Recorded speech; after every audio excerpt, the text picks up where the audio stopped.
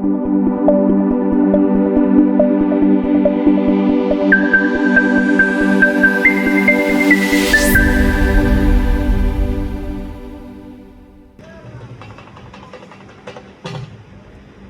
वालेकुम। उम्मीद करता हूँ कि सब खैर खैरियत से होंगे।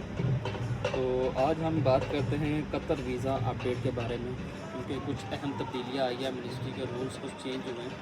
तो आप लोगों के साथ शेयर करते हैं कि क्या क्या रूल्स चेंज हुए वीज़ा के बारे में और क्या अहम तब्दीलियाँ आई हैं वीज़ा के बारे में, तो वो आप लोगों के साथ हम शेयर करते हैं। सबसे पहले तो बात करते हैं जी 7 जून का जो पहले एम्बेसी ने टाइम दिया हुआ था कि 7 जून से पहले पहले जितने भी लोग हैं वो अपना वीज़ा एक्सटेंशन करवा लें, और उसके बाद जो है वो नॉर्मल रूल की तरह जो है वो आपको फ़ाइन पड़ना शुरू हो जाएगा। उससे पहले उन्होंने काफ़ी छूट दी हुई थी। तो अभी जो नया रूल्स आया है कतर का, अभी पहले वो 30 डेज़ का टाइम देते थे, अभी 30 डेज़ से कम करके अभी उन्होंने 14 दिन का टाइम दिया है। 14 दिन का टाइम देना उनके लिए जिनके रेजिडेंस परमिट एक्सपायर हो चुके हैं, जो एक्सपायर हो गए हैं, जो कतर में मौजूद है, 14 दिन के अंदर अंदर उन्होंने मुल्क छोड़ना ज़रूरी है। अगर वो मुल्क नहीं छोड़ते तो दिल्ली के हिसाब से कतर गवर्नमेंट लॉ के मुताबिक उनको फ़ाइन पड़ना शुरू हो जाएगा।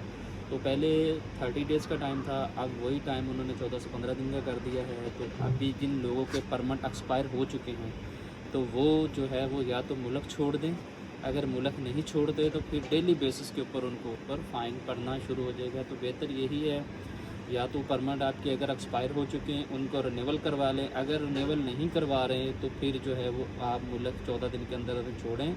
अगर आप मुल्क नहीं छोड़ते तो फर्स्ट डे से आपको 300 रियाल जो है वो फ़ाइन पड़ना शुरू हो जाएगा। ये बहुत बड़ी अमाउंट होती है।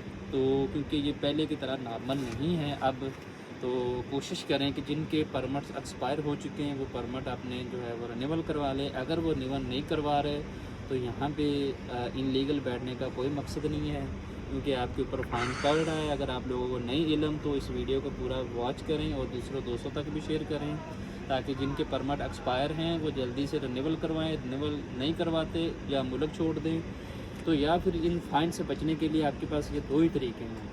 तो मेरी कोशिश यही है कि आप लोग जो है वो एज ए पाकिस्तानी, अगर आपके परमिट एक्सपायर हो तो रिन्यूअल करवाएं, फ़ाइन से बचें, दूसरों को भी बचाएं, और वीडियो को ज़्यादा से ज़्यादा आप लोग शेयर करें दूसरों तक, ताकि इसी तरह और लोगों का भी फ़ायदा हो सके। तो इस वीडियो को लाजमी शेयर किया करें। ये जस्ट आप लोगों की इन्फॉर्मेशन के लिए हम वीडियो बनाते हैं। थैंक यू, जज़ाकल्लाह।